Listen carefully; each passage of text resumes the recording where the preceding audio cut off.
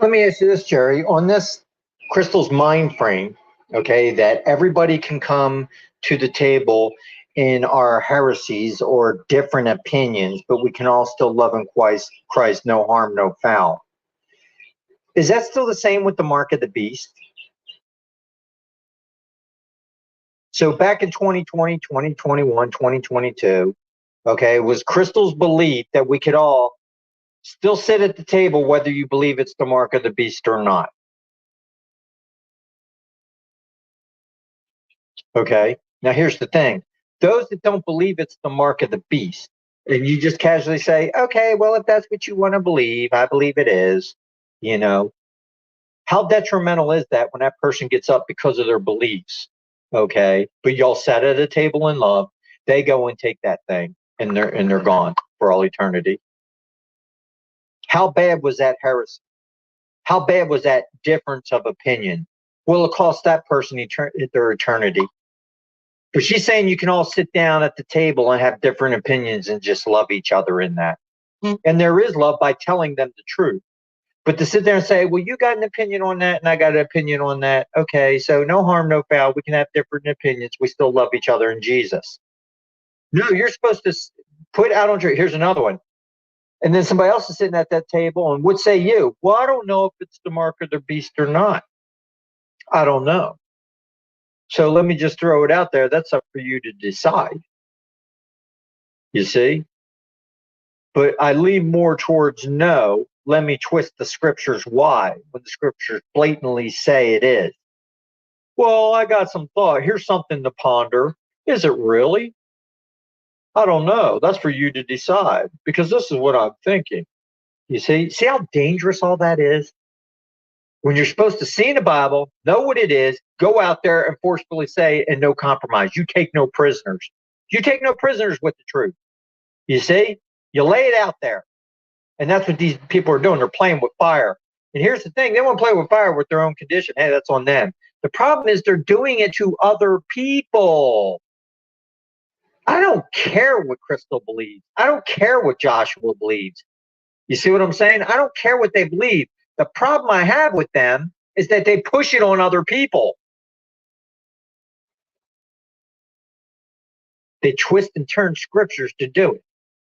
You see, they want to go in the Bible and avoid what the Bible says and mold people's mind to the deception to think another way. These people are evil, man. Straight up evil. 100% agree with you.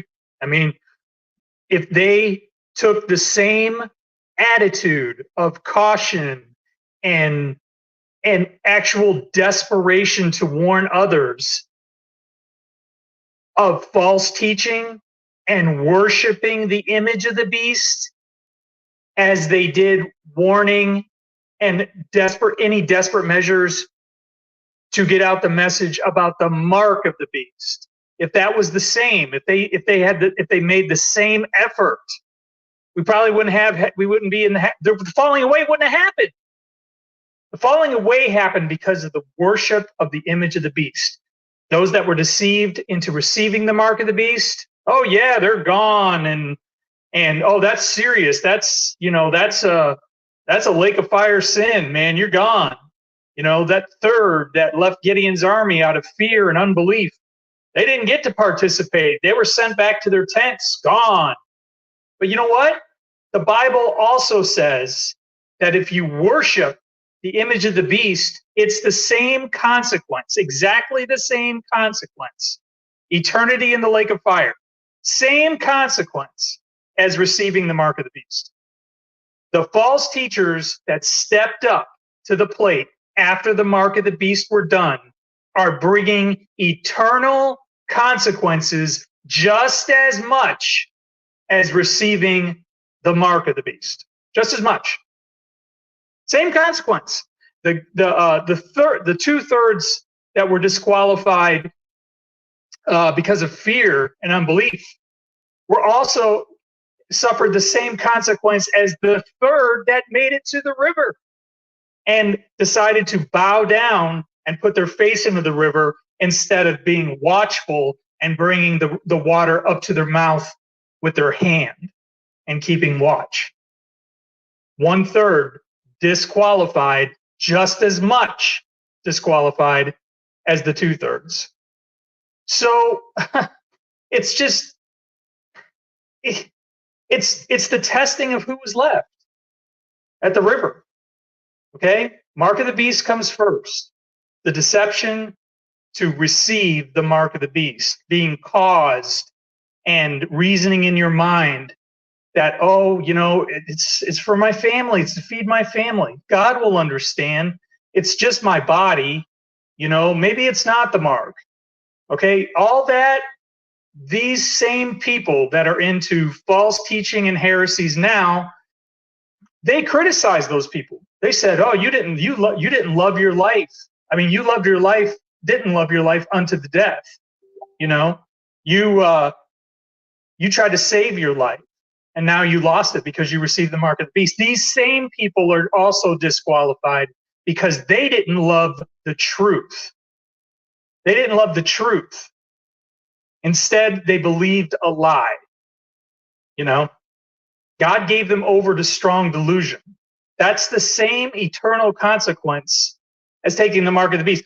Look, whether you lost your salvation because you're no longer fully human and the blood of Christ does not atone for you anymore, or you lost your salvation because you were turned over to strong delusion because you turned away and did not endure sound doctrine to the end. It's the same consequence. So why wouldn't we be just as stern, just as serious, just as desperate to warn others of something that's going to cause the same consequence as the mark of the beast itself? I mean, does that make any sense? To treat worshiping the image of the beast something less serious than receiving the mark of the beast. Both are thrown alive into the lake of fire.